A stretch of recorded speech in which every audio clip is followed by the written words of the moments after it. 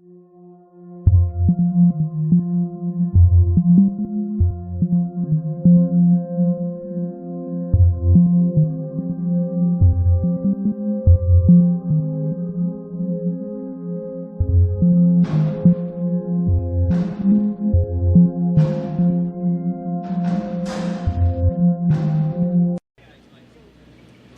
I'm in the same place, Wolf, that the Connecticut Governor Dan Malloy just updated us all. You can see just from the collection of microphones behind me, this has become a concentrated media center.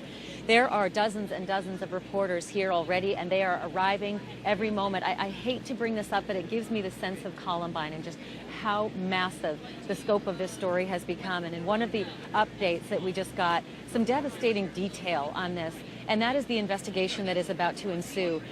Wolf, the bodies of those children are still in the school. 18 children died in the school, were dead on the scene. 2 more were taken to the hospital and died there. And those 6 adults also who died at the school, their bodies are still there.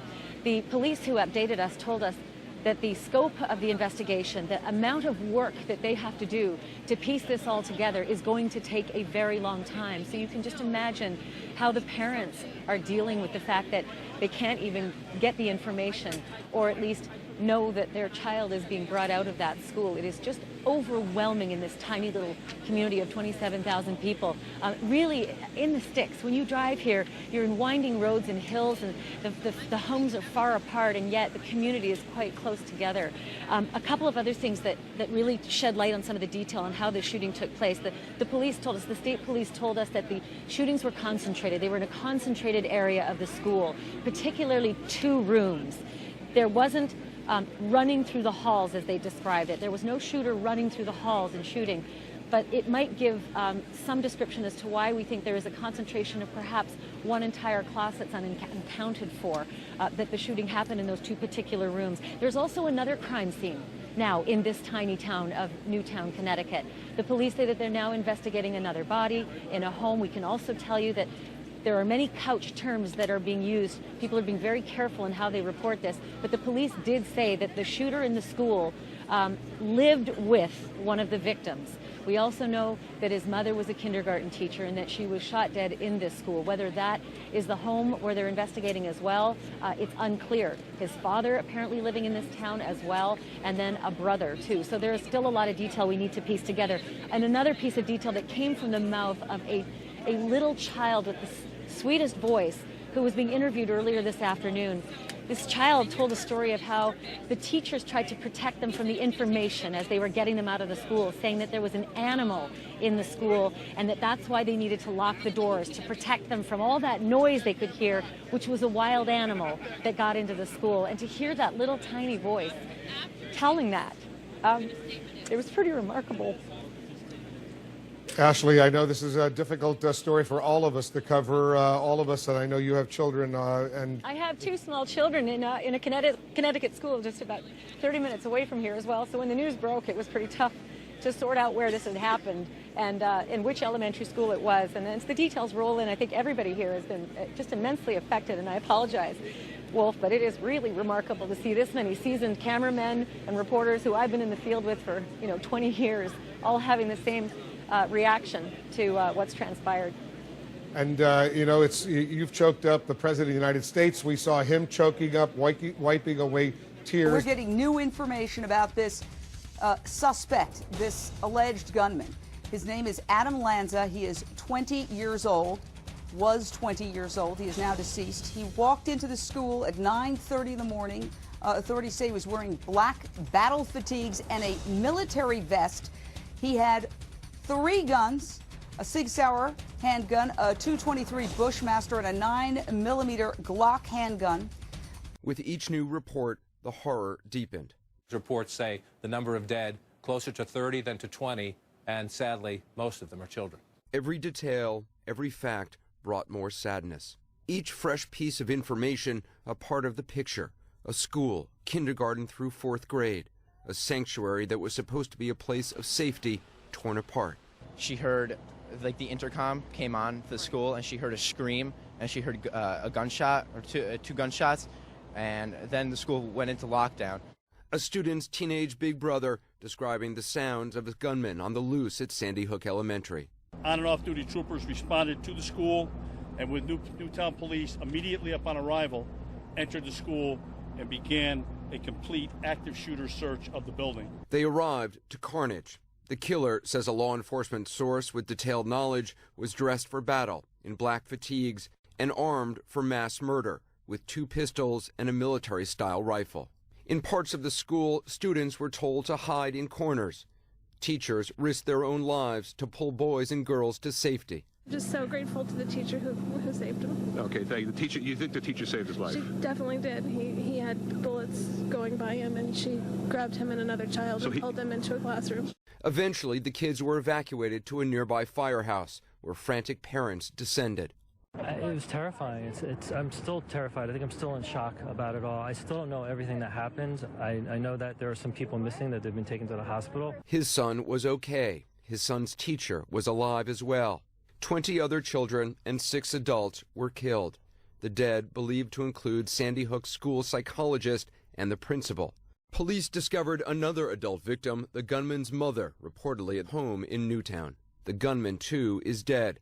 Police say they fired no shots. A tight-knit community, including a nurse who lived nearby and rushed to help, shocked, distraught. I see you've been crying. Yes. Is it because of what you saw? One of the cops said it's, the worst thing he'd ever seen in his entire career. But it was when they told the parents, all these parents were waiting for their children to come out. They thought that they were, still alive. There's 20 parents that were just told that their children are dead. It was awful. Awful. And late today, speaking for the nation, but also as a father, an emotional President Obama fought back tears. This evening, Michelle and I will do what I know every parent in America will do, which is hug our children a little tighter. And we'll tell them that we love them. And we'll remind each other how deeply we love one another. But there are families in Connecticut who cannot do that tonight. And they need all of us right now. Well, authorities have not released the names of the victims yet. Police told Soledad moments ago the grim process of identification continues at this hour. Those children's little bodies still inside that school. Their parents haven't been able to see them yet. As we learn who they are when it's appropriate, we'll focus on their lives, on their memory. It's the victims we want history to remember and honor.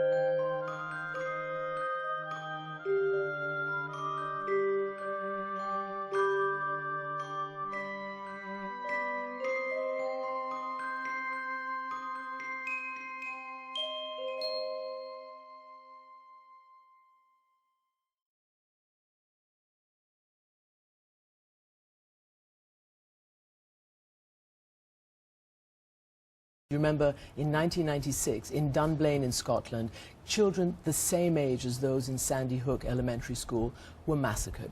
16 children were killed, and today they are lighting candles for those children who are being buried. But they've done more than that. The government there took on what already were tough gun laws and strengthened them. In that case, they banned the easy access to handguns. They also put in a buyback scheme. They also then backed that up with penalties and fines for any violations. And the fact is that that worked.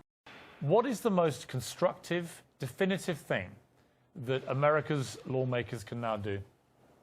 You know, there is no single, simple solution. It has to be a multifaceted approach, beginning with a ban on assault weapons, stopping high-capacity magazines, better background checks.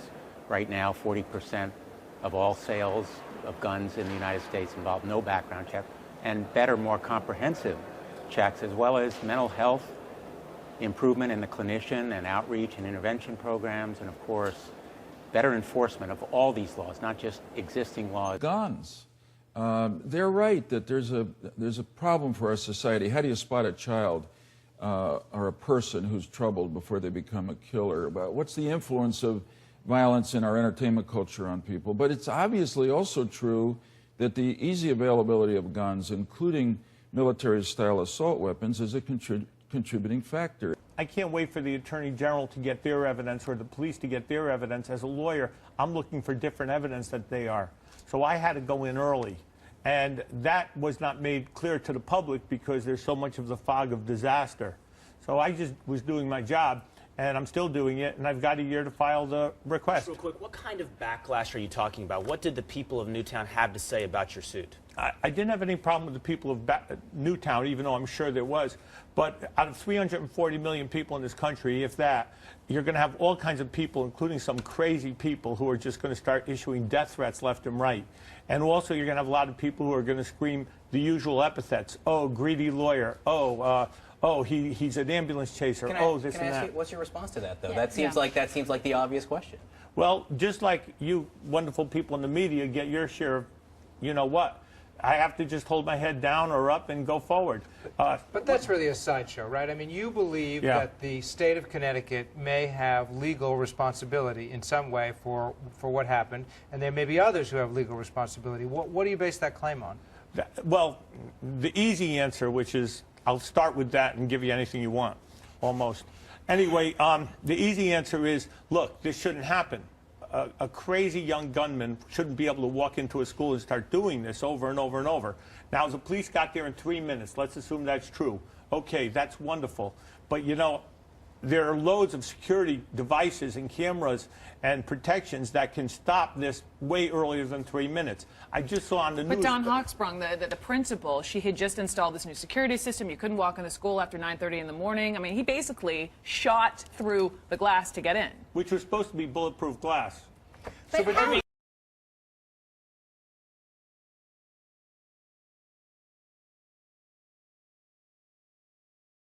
the liberty of any person to own a military-style assault weapon and a high-capacity magazine and keep them in their home is second to the right of my son to his life.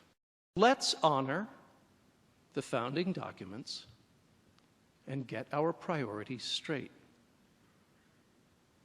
Thank you.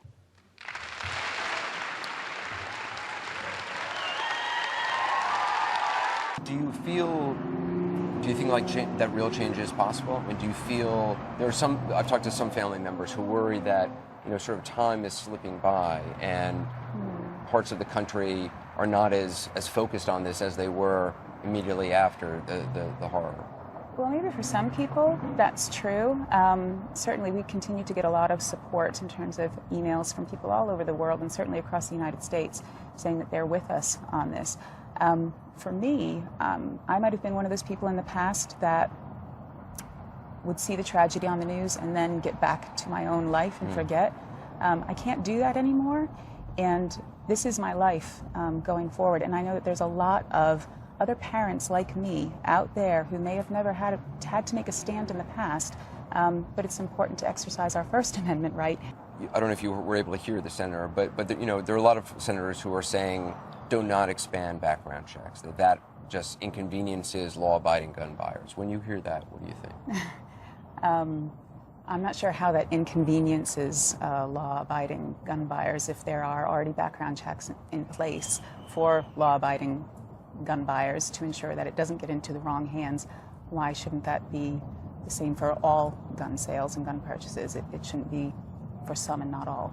It wasn't just any gun that Americans raced out to buy. They were racing out to buy in record numbers the AR-15 assault rifle, which was the very gun used at Sandy Hook to kill so many people. What does that tell you about America right now? It just shows you how screwed up this country has become, and how you can see someone walked into an elementary school and use that gun to kill 20 6- and 7-year-olds, to look at them and not even care when you hear them scream and just open fire, to look at 6 educators who are there to teach their kids, to teach them how to write and how to do multiplication and add, to look at them and open fire on them. And Americans felt that they had to go out and buy these guns in large sizes and just go out and mass produce them and get them. And just shows how awful things are and how badly we need change, how badly we need to do something about this before another crazed man walks into an elementary school and open fire, or into a movie theater and open fire, or a supermarket, anywhere. We have to do something about it. Teresa, we're 6 months into this battle. It's hard for me to wrap my mind around these theories. It's not like they're coming just from one person or group. I mean, there are websites, YouTube videos, blog posts, all devoted to these absurd theories. Yeah, I mean, there's really a surprising universe out there. If you Google Emily Parker's name, the girl you mentioned who the conspiracy theorists think is actually alive, the very first result that comes up, at least when I Googled it, was a conspiracy website. One of the most polished, professional-looking videos was produced by 9/11 Truther Company, or they produced a video after 9/11 that got a lot of attention. This one kind of ties it all together, and I just checked a few minutes ago. It has almost 200,000 views on YouTube. Alex Jones, who went off against Piers Morgan the other night, his website has a whole community forum section where there are just dozens and dozens and dozens of postings about these things. And if you just Google Sandy Hook hoax, you can find all kinds of things out there. So, I mean, this is a real strain within the movement out there, these paranoid people who think the government is coming to snatch their guns. And I mean, this is not, I mean, we off, camera, we talked to a number of families today who didn't even want to come on camera because they are too upset about this to even address this. The fact that Emily Parker's family, if they Google her name, or anyone who knew Emily Parker Googles her name, and the first thing that would come up would be this sickening conspiracy theory based on the fact that her sister wore the same dress that Emily Parker had once worn in a photograph to meet with President Obama. I mean, that is just adding insult to injury. Jonathan, why do we see conspiracy theories pop up, I mean, in the wake of tragedies like this? Is that people, I mean, can't wrap their mind around something, why this would happen, or is it just simply linked to the whole idea that these are people who believe the government is trying to take their guns, and this is just a way that they're trying to take guns? Conspiracy theories are explanations for evil, and generally speaking, people hate the idea of random evil. They like the idea that evil is focused in some cabal of people, whether it's, who knows, whether it's Jews or Muslims or Illuminati or Freemasons or the New World Order. They love the idea that there's one central address for all of the evil that is afflicting a country, causing terrorism, causing mass shootings. And they're strangely attracted to that idea because once they've identified the evil, then they believe somehow they can fight it and expose it. The other thing, I mean, Alex, that is so I find idiotic about a lot of these conspiracy theories is, nothing remains secret for very long. So it's not as if the government can't keep, things that are actually classified information secret from very long. There's so many people who leak stuff. So the idea that somehow, like, the news media is in cahoots with the government and that there were secret meetings to hire crisis actors to get them there, I mean, it's just so ludicrous. Did you notice a common, I mean, was there a common strain when you were, were looking into these conspiracy theories regarding Sandy Hook? Yeah, there absolutely is, at least the vast majority of them. And there's different variations, whether it was directly an Obama administration plot or agents, loosely tied with the liberal movement or even George Soros. The common thread among all of these is that the tragedy was a false flag operation in order to make the country willing to give up their guns. So, in other words, this tragedy would happen, and then we would have a discussion about gun control, as we are now, and then it would lay the groundwork for the government to come in and take guns, possibly for some kind of future, tyrannical regime. And I mean, Jonathan, I guess the internet has kind of allowed all this stuff to kind of ignite in a way that it never has before. I mean, there have always been conspiracy theories. It goes back for very long. This has just allowed more isolated people to find each other, right? Yeah, absolutely. One of the chapters in my book, I talk about how the internet has turbocharged the conspiracy theory movement, because the big challenge for conspiracy theorists used to be getting the word out, because respectable journalists wouldn't touch their stories. But now, conspiracy theorists, usually they don't even bother trying to go to the mainstream media. They just publish it on their website. Unfortunately, newspapers are no longer the only disseminators of information. The world of information has changed substantially over the past few years, and our freedom of information laws need to adjust to the times. Even if I could set aside the personal harm, I cannot stand the thought of seeing the graphic depiction of my child's death promoted to serve anyone's political purposes. None of us here want to hear gunshots and the screams of our loved ones as they perished. And frankly, I'm not sure how you can make an argument that hearing that in any way advances public policy or the public's right to know. I wish they weren't released. It's just a sad reminder of what happened, and clearly that the day is etched in my mind. December 14th, from the time that I left Jesse to really till the time we buried him. It's etched in my mind, and the picture is there. It's at a very rough time, a very hard time. It's a 1-year anniversary coming up, and aside from that, we have Christmas, which is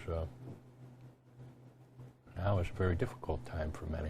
How will you deal with Christmas this year? I mean, has it gone for you as something that you can possibly enjoy? Probably deal with it the same way as I dealt with it last year. You can only try to imagine what it's like to lose a child, and unless you've lost a child, you can't imagine. I guess the best description I could give is it's like losing a leg and an arm, and not being able to hold yourself up or support yourself.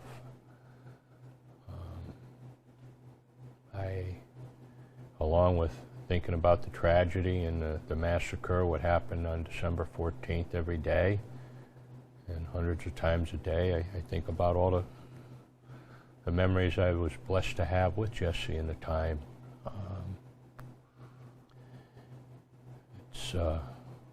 As for what I'm going to do this Christmas, I really don't know. I'll probably take the Christmas tree down that I never took down from last year.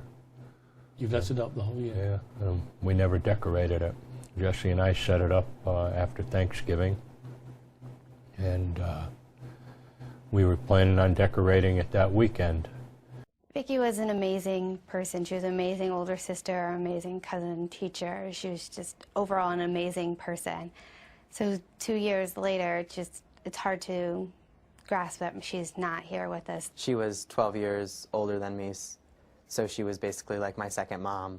We chose to be a part of this lawsuit to keep Vicki's name alive and not let her name just be tied to the teacher who was shielding her students when Adam Lanza walked in the classroom and opened fire.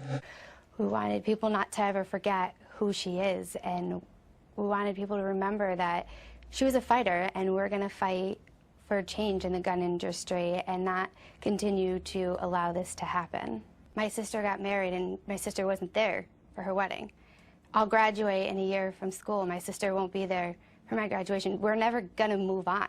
So telling us to move on from this isn't going to happen. And if this lawsuit doesn't pass, we will continue to fight for gun change. We will continue to tell our story and tell what happened to our sister to everybody, so they know that there's a problem here and that change needs to happen one way or another.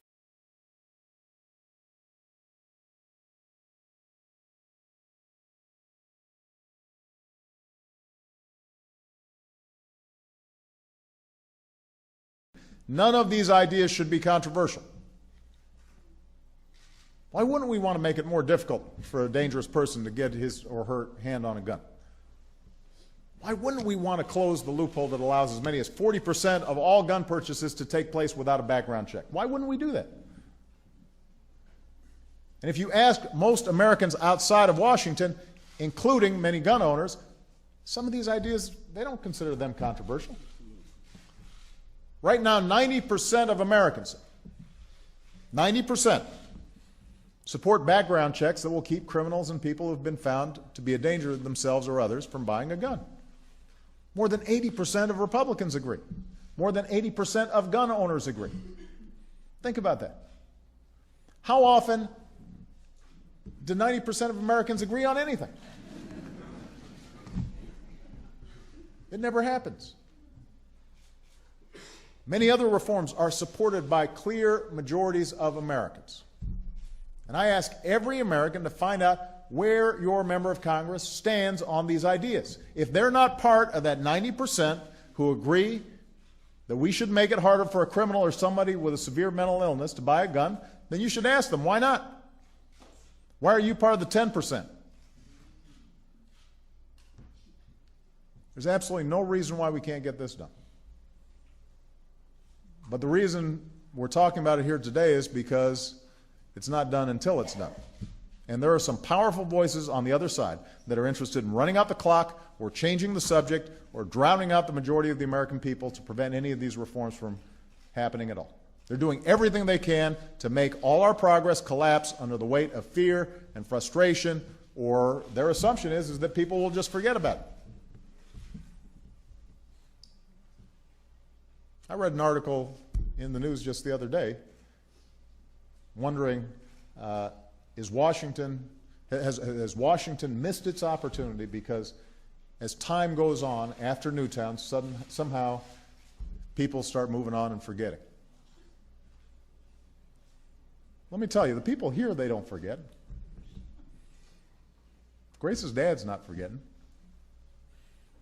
Hadia's mom hasn't forgotten. The notion that 2 months or 3 months after something as horrific as what happened in Newtown happens, and we've moved on to other things, that's not who we are. That's not who we are. Now, I want to make sure every American is listening today. Less than 100 days ago that happened. And the entire country was shocked. And the entire country pledged we would do something about it, and this time would be different. Shame on us if we've forgotten.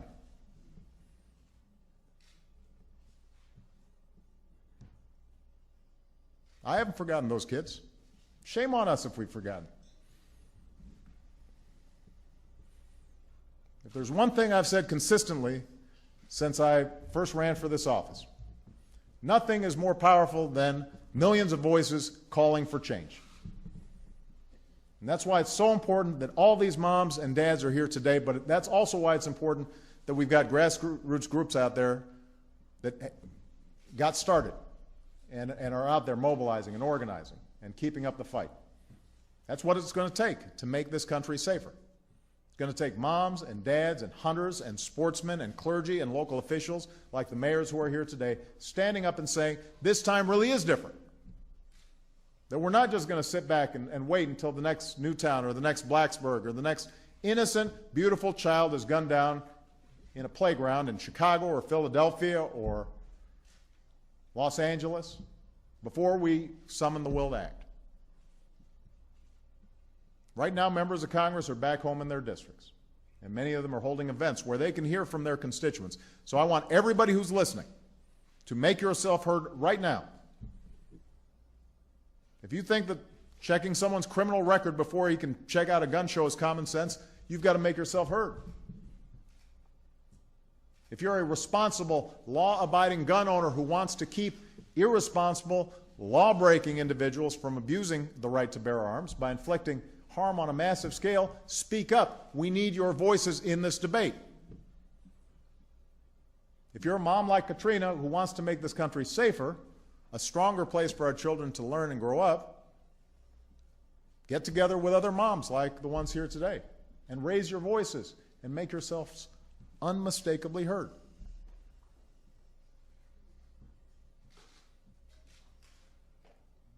We need everybody to remember how we felt 100 days ago. Remember, it'll be ready.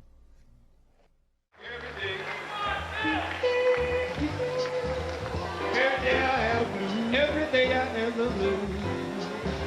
Every day, every day. Every day I have the blues. Every day I have the blues. See me worry, baby.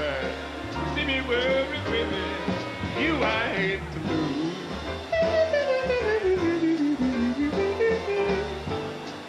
Nobody loves me, nobody saves me, girl.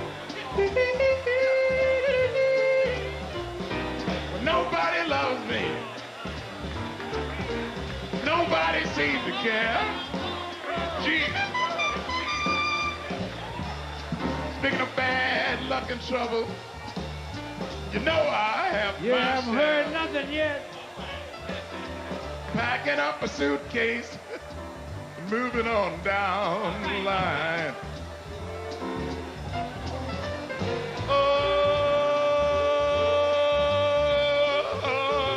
Packing up a suitcase and moving on down the line. Well, ain't nobody worried. Ain't nobody crying. Every day.